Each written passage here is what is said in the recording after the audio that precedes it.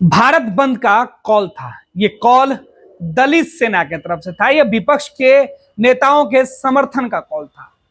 सड़कों पर सुबह से ही जो प्रदर्शनकारी थे वो अलग अलग जगहों पर देश भर में खड़े थे, लेकिन पटना की तस्वीर बेहद ही रोचक निकली।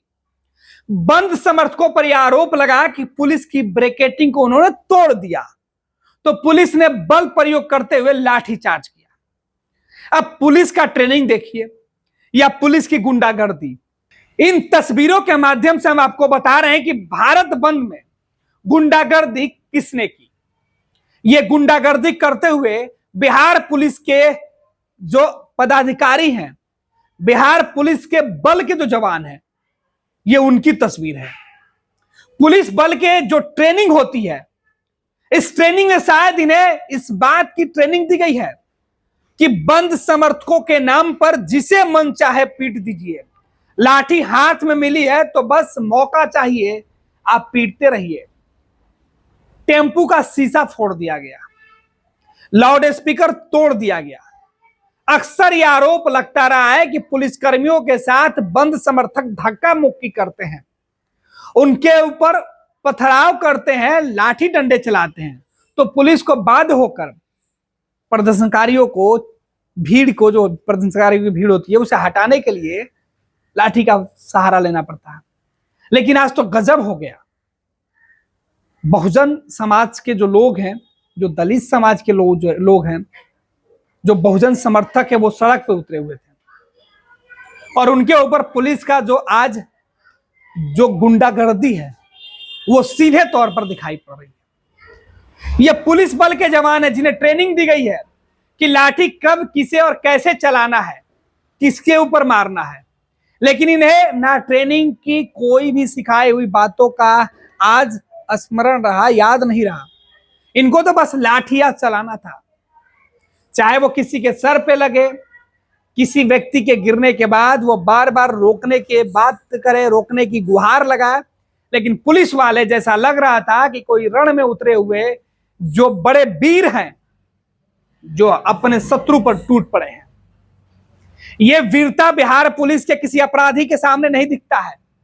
यह वीरता बिहार पुलिस के किसी अपराध को रोकने में नहीं दिखता है, बल्कि बंद समर्थक जो खुलकर सड़कों पे उतरे हुए हैं, जिनके हाथों में बाबा साहेब के अंबेडकर वाले जो झंडे हैं, उस झंडे को गिराने की इनकी होड़ मची हुई थी।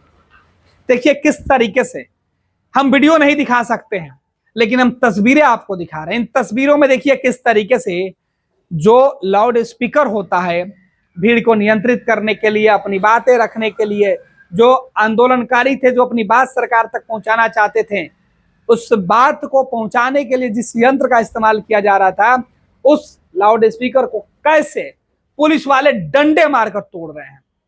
1 2 3, हद हो गई। डंडे मारने की होड़ मची हुई थी। ये पुलिस वालों को ट्रेनिंग था। शायद यही ट्रेनिंग बिहार सरकार की तरफ से दी जाती है कि कैसे लोगों के ऊपर डंडे बरसाए। हद हो गई साहब। डंडे मारने के चक्कर में पुलिस वाले तो अपनी वीरता गजब दिखा दिए, अपने ही एसडीएम साहब को कूट दिए, फिर दोनों तरफ से लाठी तन गई। एसडीएम साहब जनरेटर बंद कर रहे थे कि आंदोलनकारियों की आवाज दूर तक न सुनाई दे। पुलिस वाले लाठी लगातार पीट रहे थे, चाहे वो सामने कोई भी हो।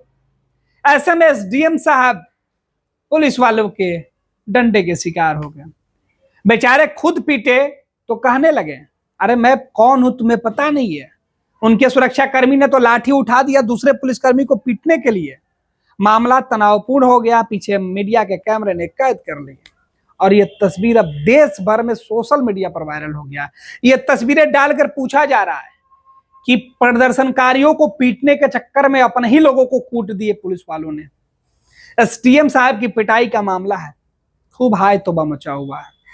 इधर पुलिस का जवान जो लाठी मार रहा था, उसे इस बात की सूध नहीं है कि जिसके ऊपर वो लाठी मार रहा है वो इंसान है, मशीन है या फिर उसके ही अधिकारी। बस उसे पीट देना था। ऐसे लग रहा था कि किसी से झगड़ा करके वो पहुंचे हैं, किसी बात का गुस्सा है जिसे निकाल लेना है। ये गुस्सा आखिर क्यों? ये प्रदर्शनकारियों पर, जिस तरीके के प्रदर्शन कर रहे लोगों पर ये लाठी चला है, इस पर सवाल उठ रहा है कि ये पुलिस वाले गुंडे हैं या रक्षक, क्या यही पीपुल फ्रेंडली पुलिस का चेहरा है? कई तरीके के सवाल।